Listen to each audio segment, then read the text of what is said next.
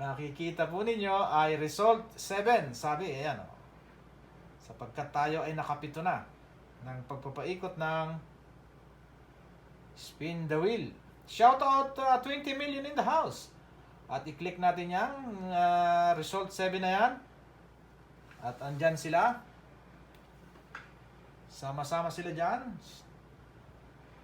Then, ang ating entries ay may bilang na 93. So, tali po tayo. 100 minus 7 equals 93. So, parehas. 93. Tali. I-click po natin yan.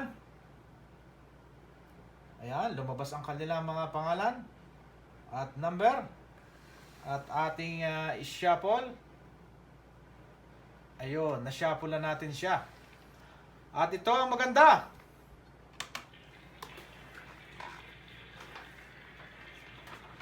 Tayo po ay nasa ikawalong spin. Number 8 na po tayo. At ang kung kanino mabang numero o pangalan ang lumabas po dito ay siya ang makakatanggap ng hikaw na 18 karat Saudi gold earrings. Okay? At sa mga hindi po papalarin ay wag po kayong malungkot sapagkat kayo rin po ay panalo sa mata ng Panginoon. Dahil ang atin pong itong raffle number 8 ay for a cause. Ano po? Ang kikitain po dito ay ipamimigay sa mga batang wala. Okay, alright.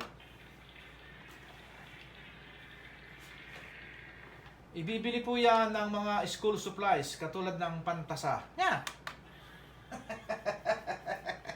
Para hindi nila kinakagat ang lapis. Yeah.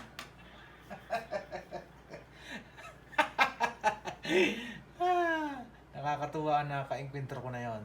Pag naalala ko siya. Yeah. Okay, alright. Number 8, final. Okay, ayusin natin ang camera at baka yan. At uminom tayo ng tubig muna. Okay, alright. Ang ating final spin, number 8, ay ito, isasagawa na natin. Ayan. 1, 2, 3, go! Ayan na.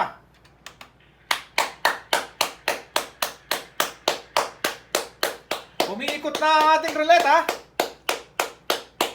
Pagtigil po niyan ay may dala po yung saya at grasya. Okay, alright.